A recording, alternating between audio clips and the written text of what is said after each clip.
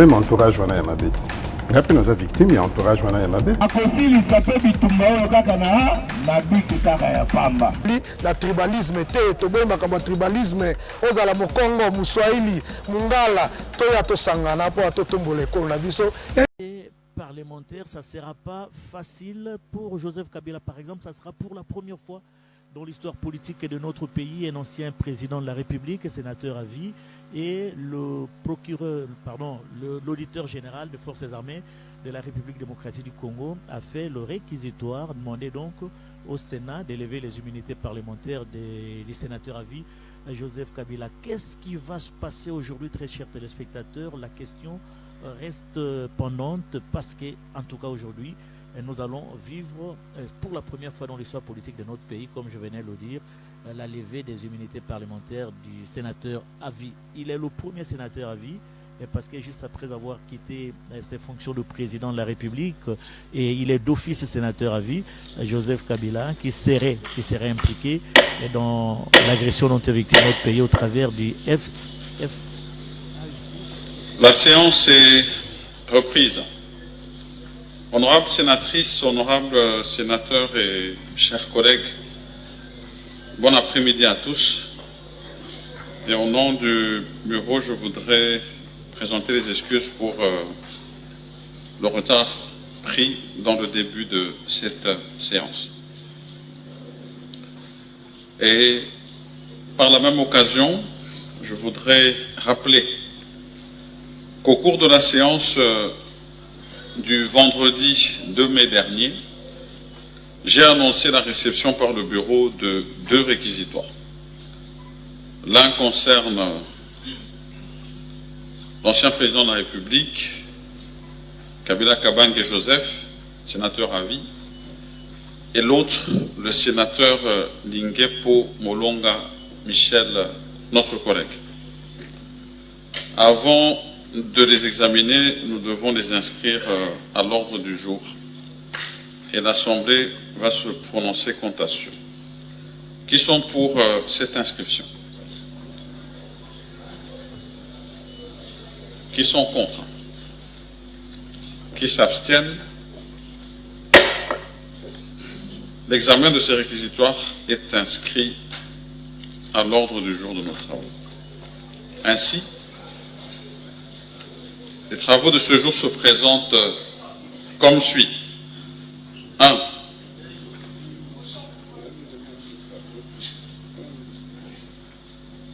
Oui, honorable Mwando, j'aurais voulu que nous puissions, parce que nous venons d'adopter l'ordre du jour, me laisser terminer de faire cette introduction et je peux vraiment revenir vers vous pour la motion. Dès que j'ai indiqué les travaux de nos jours, si vous permettez.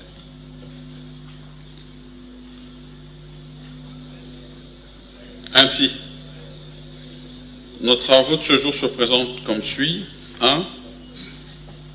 Communication des noms des sénateurs devant faire partie de la commission chargée de rédiger la synthèse nationale de nos rapports de vacances parlementaires. 2. La question orale avec débat du sénateur Patrice Pongwembouyou adressée à la ministre de l'Enseignement supérieur et universitaire relative à la politique nationale d'amélioration de la qualité de l'enseignement. 3.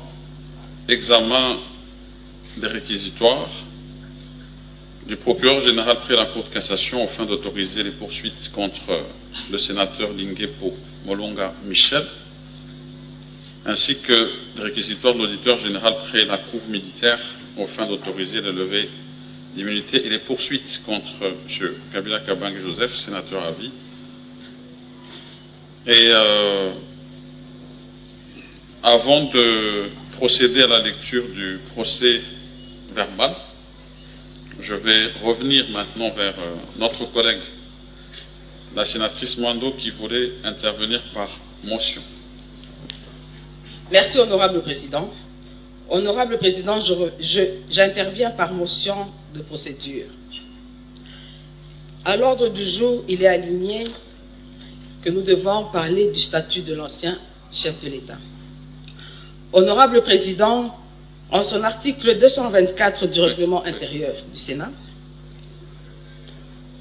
la demande de la levée de l'immunité parlementaire est adressée au Président du Sénat par la procédure générale près la Cour de cassation. Je vous épargne toute la lecture, Honorable Président.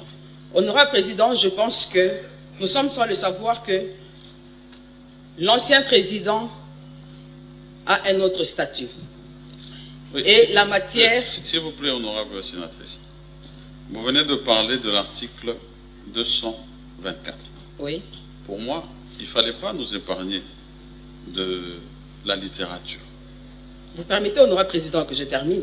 La littérature dit justement que... Je peux continuer la lecture. Cet article 224 qui indique que lorsque nous sommes saisis sur une question de réquisitoire, nous avons un huis clos qui est décrété. Nous avons, et ça devait nous être lu, parce que la rapporteure devait nous donner lecture de cet article, elle va le faire. Et si vous voulez, on peut le faire en amont. Comme ça, à ce moment-là, nous avons la lecture de l'article. Et ça indique que justement, avant même d'entrer dans le sujet, parce que je crains que c'est ça que vous souhaitez faire, nous puissions être dans un certain format. Donc moi, je préfère que nous puissions rester respectueux de nos textes. Et donc, si vous avez lu tout l'article, vous allez comprendre que peut-être que vous avez certainement un avis à émettre, et qu'il faudra l'émettre dans ce cadre-là. Honorable Président, je pense que je ne vais pas entrer dans le fond du débat. Oui. Seulement, j'interviens du fait que c'est un point qui a été aligné à l'ordre du jour. Tout à fait. Mon intervention consiste à dire que c'est un point que nous ne pouvons pas traiter au niveau du Sénat.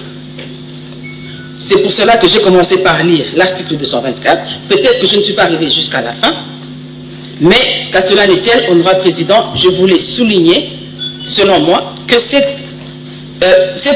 réquisitoire de l'ancien chef de l'État ne doit pas être traité au niveau du Sénat, plutôt au niveau du Congrès. Je dis et je vous remercie, honorable président. Pour le reste, comme vous avez dit, on va continuer dans le débat.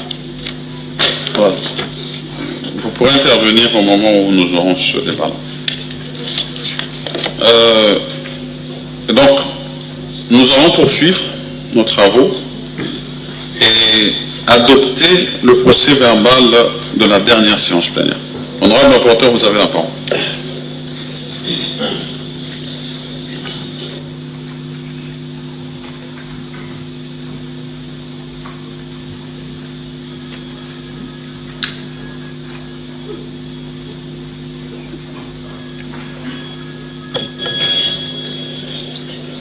Procès verbal numéro 6 de la séance plénière du mercredi 7 mai 2025. De la reprise. La séance suspendue le vendredi 2 mai courant est reprise ce mercredi 7 mai 2025 à 14h25 dans la salle des conférences internationales du Palais du Peuple sous la présidence de M. Jean-Michel Samalukonde Kyenge, président du Sénat. Sur 109 membres qui composent le Sénat, 84 membres sont présents, 10 membres sont excusés et à la liste en annexe, 15 membres sont absents avec la liste en annexe. Du déroulement des travaux. L'Assemblée plénière inscrit à l'ordre du jour la question orale avec débat du sénateur Vunabandi Kanamihigo Célestin ainsi que celle du sénateur Pungwe Luyongola Patrice.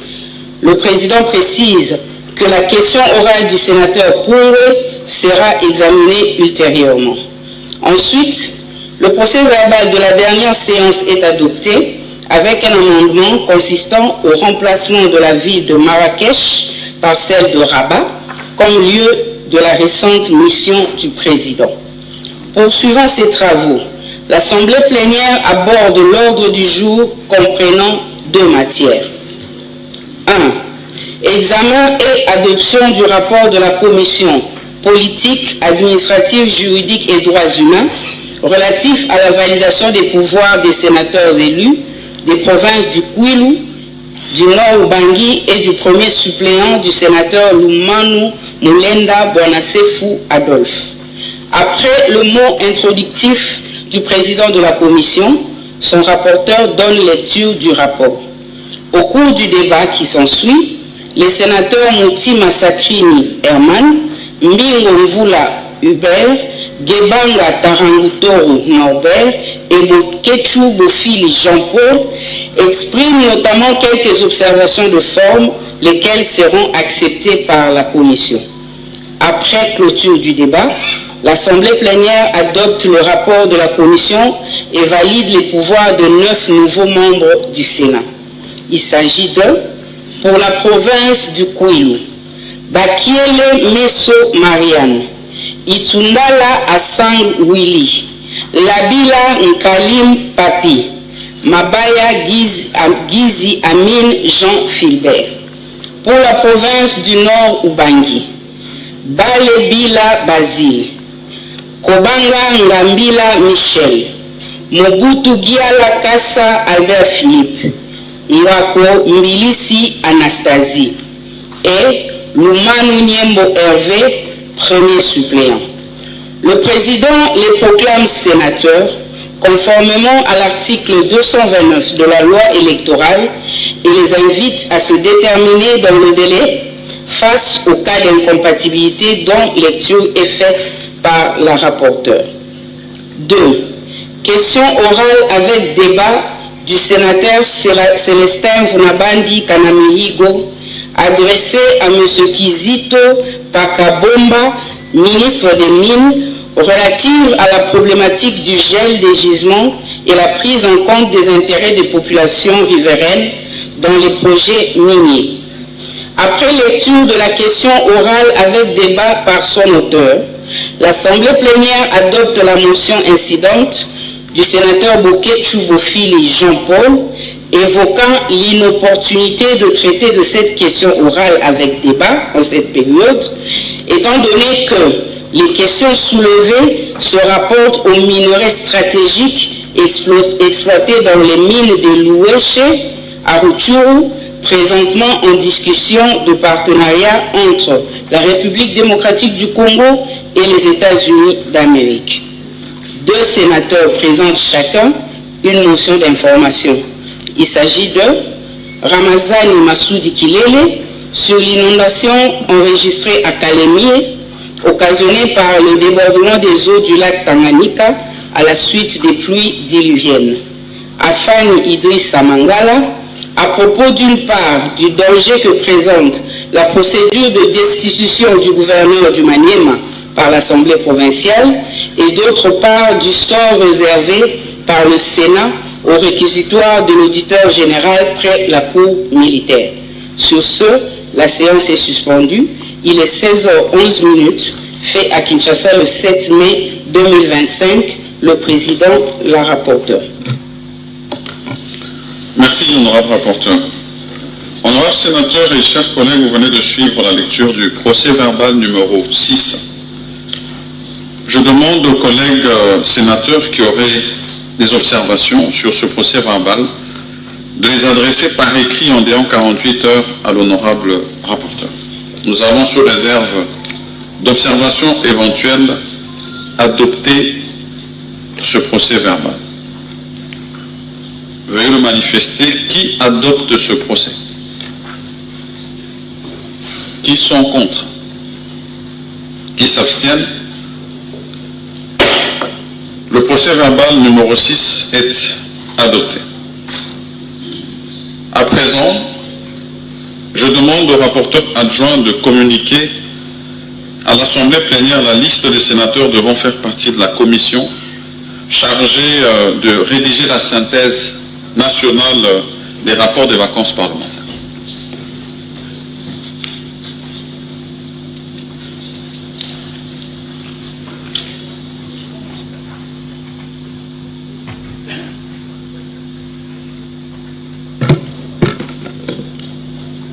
Honorable Président, honorables membres du bureau, honorables sénateurs, sénatrices, chers collègues.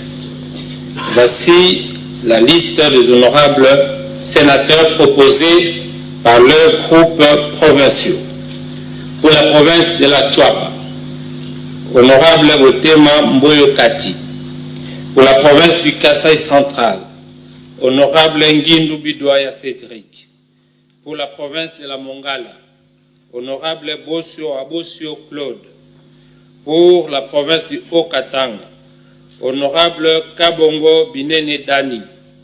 Pour la province du Sud-Kivu, Honorable Boulakali Moululunganya Astrid. Pour la province de l'Équateur, Honorable Bokechu Bofili Jean-Paul. Pour la province de Maïndombe, Honorable Babanga Potiolo Anissé. Pour la province du Kwango, Honorable Diaoya Netu Ola Jansi.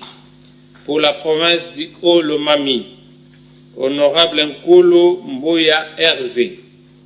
Pour la province du Congo central, Honorable Vangu Kisonga Babi. Pour la province de Bazouele, Honorable Gebanga Taragutoro. Pour la province du Kasaï oriental, Honorable Kanda Kalambaï Pierre. Pour la province de Lualaba, Honorable Nawej Yav Norbert. Pour la province du Haut-Ouélé, Honorable Kumbodimo Kababile Anna. Pour la province de Lomami, Honorable Kalambaï Katiobo Jonas. Pour la province du Sankourou, Honorable Kimbulu Djamba Richard. Pour la province du Kasaï, Honorable Mouya Mouboyaï Clément. Pour la province de l'Ituri, Honorable Bachebendaï Manzolo Nuela. Pour la province de Kinshasa, 2 délégués, Honorable Kazadi Kankonde Ivan et l'Honorable Lungwana Matumona Jacques. Pour la province du Maniema, Honorable Kalumba Mwanangongo Justin. Pour la province de la Chopo, Honorable Kayala Ninga Renabel. Pour la province du Nord Kivu, Honorable Mouisha Kassiwa Janvier. Pour la province du Sud-Ubangi, Honorable Mondongue Babulu Alexis. Et enfin, pour la province de Tanganyika, Honorable Pungwe Mboyu Luyongola Patrice. Vous avez remarqué que 2 provinces ne sont pas inscrites, le Nord Ubangi et le Kwilu qui viennent de nous rejoindre. Merci. Merci, honorable rapporteur adjoint.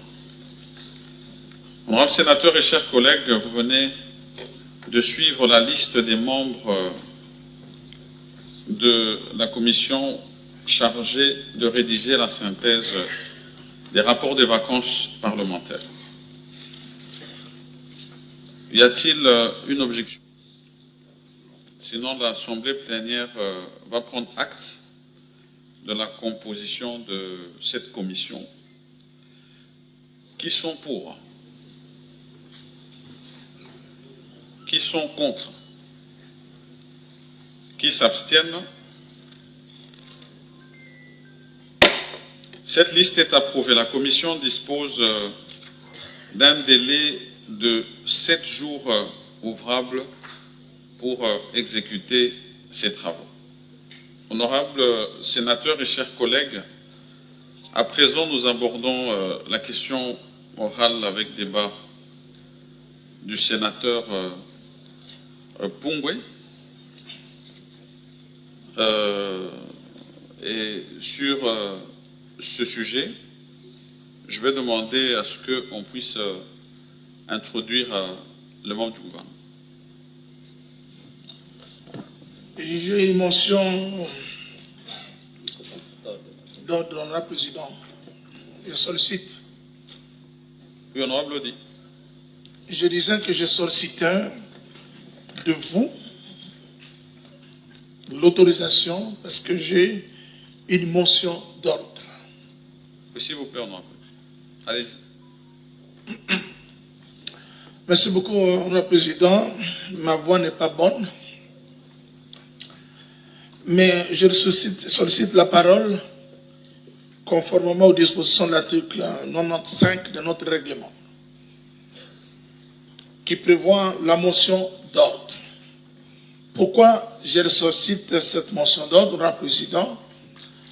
Je considère que nous avons aujourd'hui un calendrier, ne pas dire l'ordre du jour, à travers lequel nous allons traiter 3 dossiers essentiels, à savoir la question orale adressée à la ministre de l'Issue. Nous avons également la question liée à la levée des immunités, mais également qui touche notre collègue Joseph Kabila, mais également notre collègue honorable Linguepoué, même si du point de vue de la différence, ces deux ne sont pas les mêmes. Ainsi donc, je demande que, du point de vue de l'importance de la question, parce qu'on parle de nos collègues, si la plénière peut accepter, à travers vous, que l'on puisse commencer par les 2 questions liées à la levée des immunités, en commençant par celle du sénateur à vie, suivie de notre collègue qui est là aussi, l'honorable Linguepoué, pour terminer avec la question du contrôle parlementaire, qui est la routine en ce qui concerne les travaux parlementaires. Je vous remercie. Oui, merci, honorable Lodi. J'ai bien noté effectivement que vous avez fait cette motion d'ordre pour des raisons d'économie de temps. Je vais quand même demander s'il y a un pour ou s'il y a un contre avant de m'adresser à la plénière pour qu'elle puisse se prononcer là-dessus. Honorable Boketsu, pour ou contre?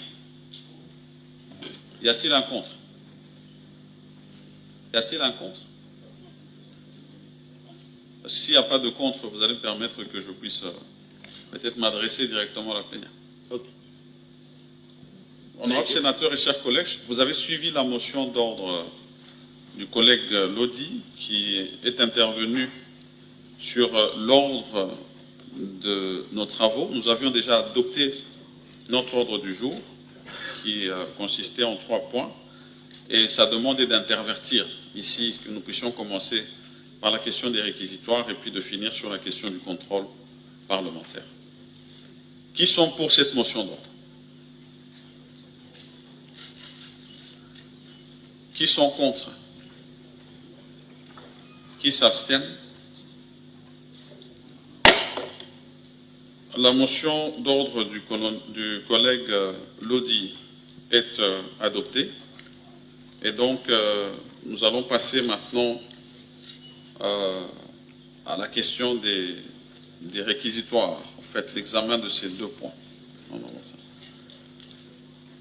Mais comme je l'avais annoncé au cours de la séance du vendredi dernier, et comme je l'ai rappelé aujourd'hui, nous allons annoncer comment procéder. L'honorable rapporteur donnera successivement lecture des alinéas de l'article 224, alinéa 2 du règlement intérieur, ainsi que des articles 107, alinéa 2 de la Constitution, des articles 11, points 24 et 25 de la Constitution. Et pour finir, elle lira l'article 56, alinéa 1er du règlement intérieur.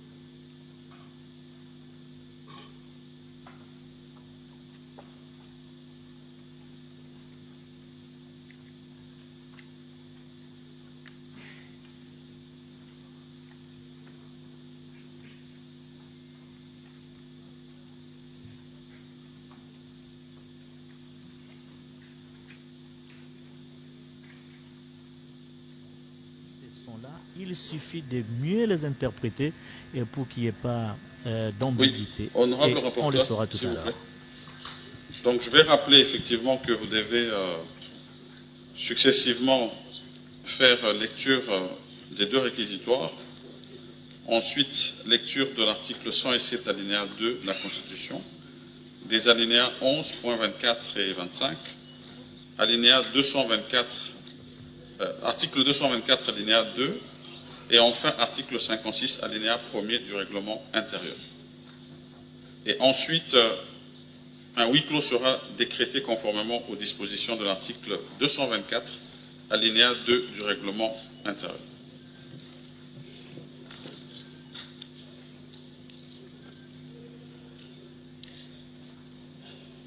Réquisitoire de Monsieur le procureur général près la Cour de cassation aux fins d'obtenir l'autorisation de l'instruction contre le sieur Lingué-Po Michel, sénateur. À l'honorable président du Sénat, aux honorables membres du bureau, Palais du peuple Kinshasa Lingwala. Honorable président, honorables membres du bureau, conformément aux articles 53 alinéa 3, point 1 de la Constitution de la République démocratique du Congo, du 18 février 2006, tel que modifié par la loi numéro 11-002 du 20 janvier 2011, portant révision de certains articles de la Constitution et 75 de la loi organique numéro 13/010 du 19 février 2013 relative à la procédure devant la Cour de cassation, le procureur général près cette Cour a l'honneur de vous adresser le présent réquisitoire aux fins d'obtenir l'autorisation de l'instruction à charge du sieur Lingué-Po Michel, sénateur. Des faits. Par sa lettre plainte numéro PMB/CAB-AV, sénateur Lingué-Po Michel, élu de la circonscription de la Mongala. D'après cette plainte, depuis le 8 mars en cours, un audio du sénateur Lingué-Po Michel, diffusé dans plusieurs chaînes dont la radio Top Congo FM, accuse M. Élisée Bokumwana Bazangu d'avoir détourné les fonds destinés au projet PEDEL 145 territoires à travers les structures Solidarité Congolaise, SOCO, en partenariat avec le Programme des Nations Unies pour le développement PNUD et dans l'exécution de certains ouvrages dans la province de la Mongala, à travers également la COPEC, structure chargée de la paie des fonctionnaires dans la province de la Mongala. D'après le plaignant, ces faits de l'accusé devraient amener le secrétaire permanent de l'Union sacrée de la nation à retirer le plaignant du nouveau présidium. Il a félicité tous ceux qui avaient été nommés dans le présidium et il a demandé au président, secrétaire permanent, de revoir la répartition par la province de la Mongala. Je crois que c'est pour la province de la Mongala, d'autant plus que la personne qui a été désignée, la personne désignée premier, c'est le plaignant Élisée Bokumwana, pose problème dans l'exécution du projet de 145 territoires, dans la construction de la résidence du président de la République et dans le paiement des enseignants de la Mongala au travers de ces structures. Pour lui donc, cette province qui a voté massivement le président de la République mérite mieux que Élisée Bokumwana. Il a demandé que le plaignant soit mis à l'écart et qu'une autre personne représente la province parce qu'il a des comptes à rendre à Mongala. Pour M. Lingué-Po Michel, c'est le plaignant lui-même qui pose problème parce qu'il a des comptes à rendre à la Mongala et il ne peut pas représenter valablement la province dans les instances supérieures de prise de décision, sinon il va étouffer toutes les décisions, toutes les démarches tendant à faire éclater la vérité sur les différents projets qu'il a gagnés sur les 145 territoires, la construction de la résidence du président de la République et sur le paiement des enseignants à Mongala. Il a terminé son allocution en disant qu'il souhaite qu'une autre personne représente la province, même de la structure du plaignant. Pour le plaignant, toutes ces affirmations sont fausses et tenues dans le but d'attenter à son honneur et à sa dignité et constituant des infractions. Il a affirmé qu'il a réhabilité et que le projet de 145 territoires est en cours d'exécution avec le PNUD, prévu et puni respectivement par les articles 74 du Code pénal livre 2 et 199 tel que modifié par la loi numéro 75/013 du 14 mai 1975. Conclusion. Étant donné la nécessité de vérifier ces faits, il est de bon droit que le sénateur précité puisse donner sa version des faits et présente ses moyens de défense.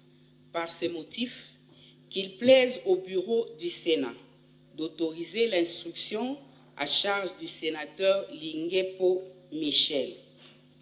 Firmin Vonde, membre.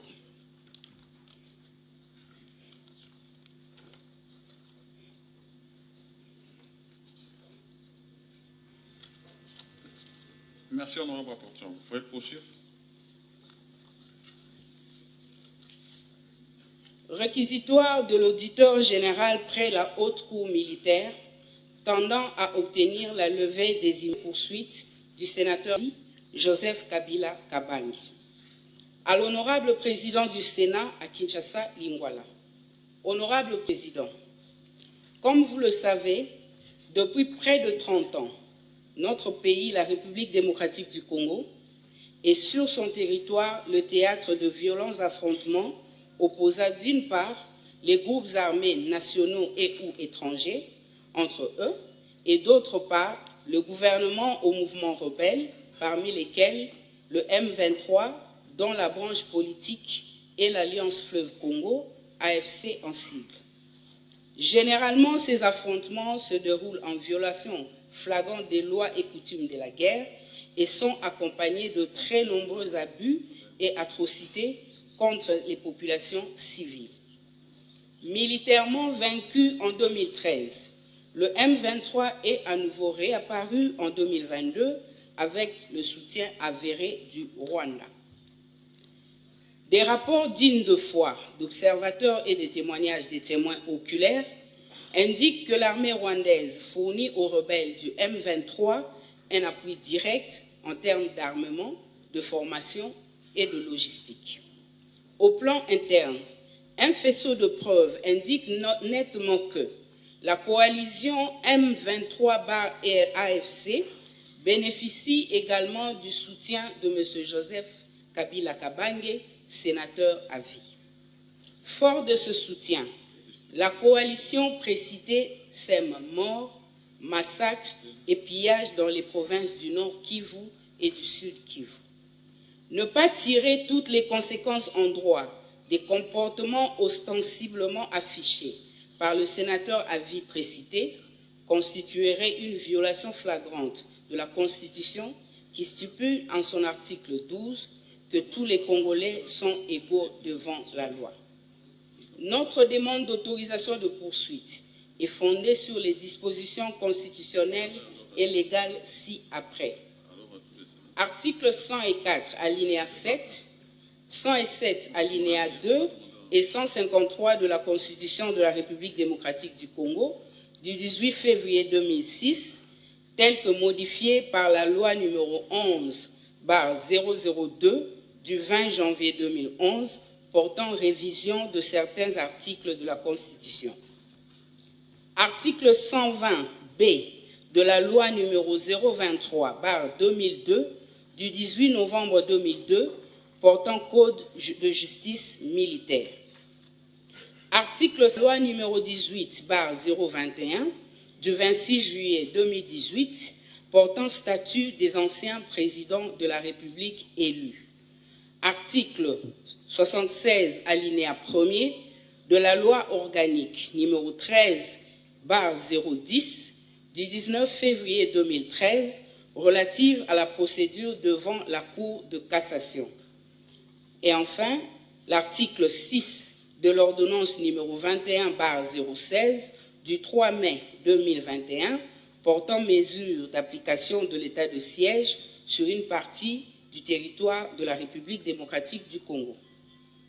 L'article 153 de la Constitution attribue à la Cour de cassation la compétence pénale pour les actes infractionnels commis par les membres de l'Assemblée nationale et du Sénat pendant l'exercice de leurs fonctions.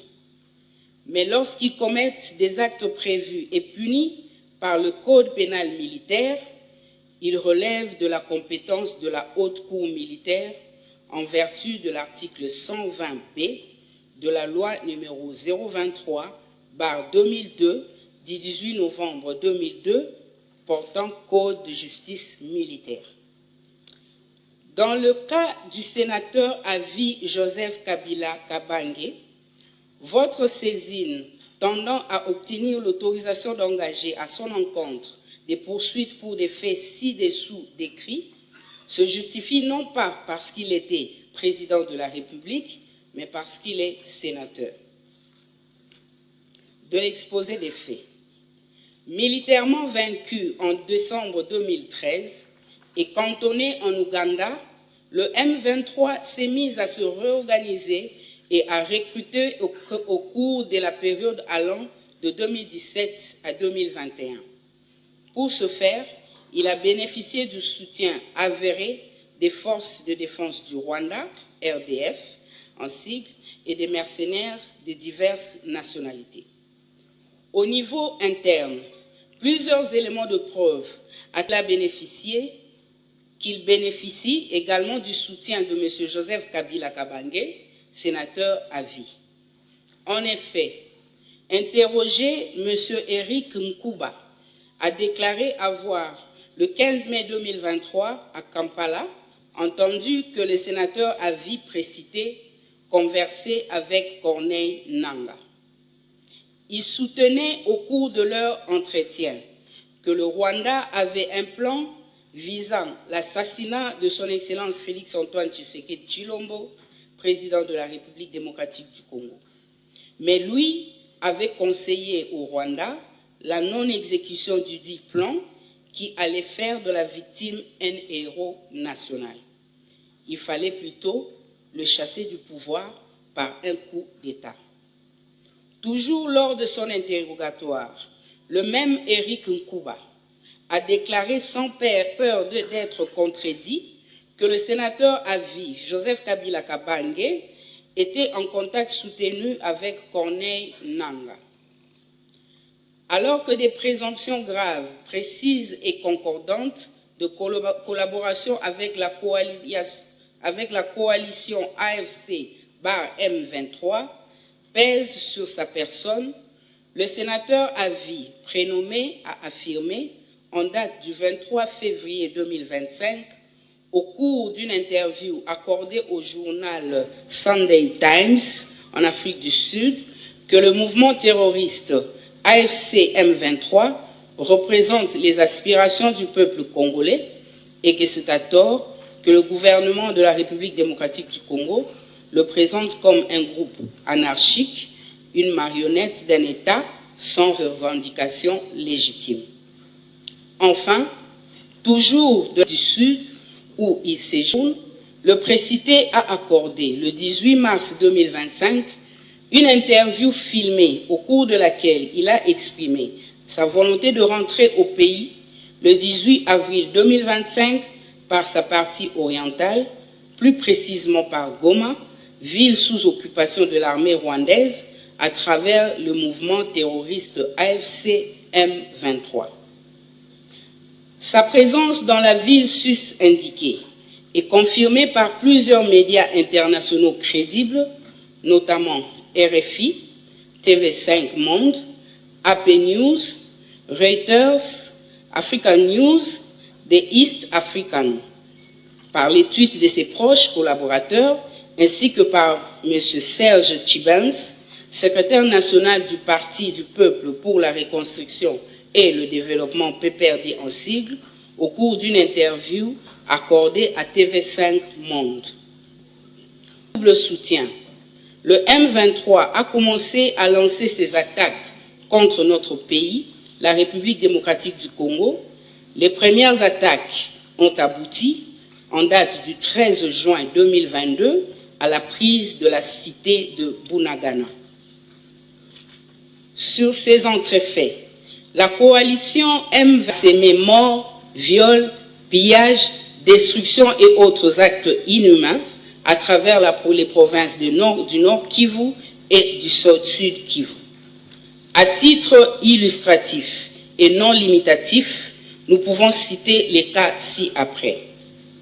Largage le 6 mai 2024 des bombes sur les sites des déplacés de Lushangala, dans la ville de Goma, et dont les éclats ont causé la mort de 31 personnes et grièvement blessé.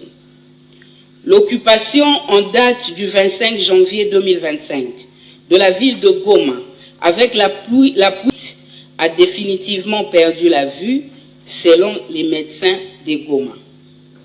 Le 28 janvier 2025, destruction de la maison et pillage de plusieurs biens de valeur d'un journaliste éditeur résident de Goma, notamment des appareils électroniques, des vêtements, des bijoux, des téléphones, ainsi qu'une somme de 1 200 $ américains. Le 14 février 2025, l'occupation de la ville de Bukavu, suivie de plusieurs exactions à l'endroit des populations civiles, notamment des viols, pillages, massacres et libération de tous les détenus de la prison centrale. Les actes et les propos ci-dessus exposés attestent sans conteste que M. Joseph Kabila Kabange, ancien président de la République du Congo élu, sénateur à vie et non seulement à la base de la création de l'AFC, mais légitime aussi le mouvement terroriste AFC M23 et surtout et encourage tous les actes odieux commis par les membres de la dite coalition. De la qualification des faits et lois applicables. Dans leur confrontation au droit, les faits si haut relatés et reprochés à M. Joseph Kabila Kabange sont constitutifs des infractions ci-dessous. 1. Participation au mouvement insurrectionnel en assurant les communications des insurgés, infractions prévues et le 136 et 137.3 du Code pénal militaire. 2. La trahison en entretenant des intelligences avec une puissance étrangère, en l'occurrence le Rwanda, ou avec ses agents, le mouvement terroriste M23 AFC, dans le cas qui nous préoccupe, pour engager cette puissance à entreprendre des hostilités contre la RDC ou pour lui en procurer les moyens, faits prévus et punis par l'article 182 du Code pénal congolais. 3. La participation à des crimes de guerre, dont la liste en annexe, tels que prévus et punis par les articles 21 bis.2 ainsi que l'article 223.1a et 2.2 E, V et Z de la loi numéro 15/022 du 31 décembre 2015, modifiant et complétant le décret du 30 janvier 1040 portant code pénal ordinaire. Après la cessation de ses fonctions de président de la République élu, M. Joseph Kabila Kabange est régi 18/021 du 26 juillet 2018 portant statut des anciens présidents de la République élus, qui stipule en son article 5 que ne peut, en cours de session, être poursuivi ou arrêté, sauf en cas de flagrant délit, qu'avec l'autorisation de l'Assemblée nationale ou du Sénat selon le cas. Fait à Kinshasa le 30 avril 2025, l'auditeur général près la Haute-Oulia, Bakumi Lucien René, lieutenant général.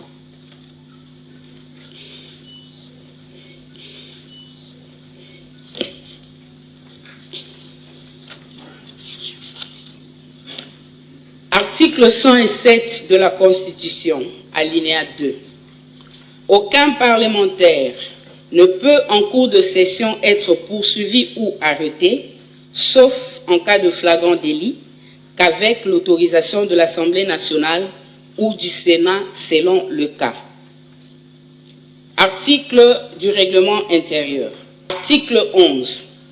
L'Assemblée plénière est compétente pour délibérer sur toutes les matières relevant des pouvoirs et des attributions, notamment, point 24, autoriser les poursuites judiciaires contre les sénateurs, point 25, lever les immunités parlementaires des sénateurs.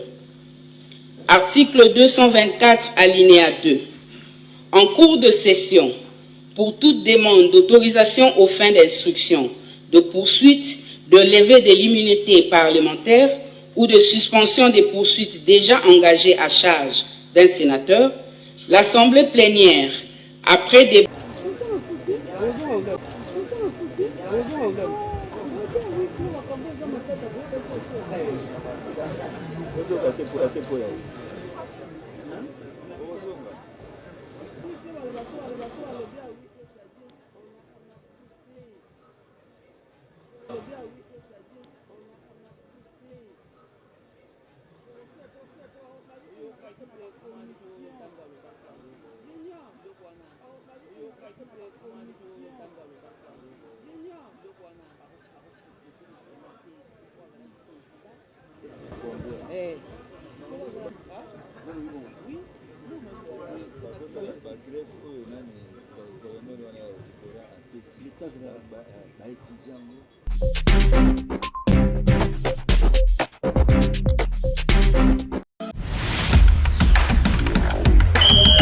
Même entourage wana ya mabete.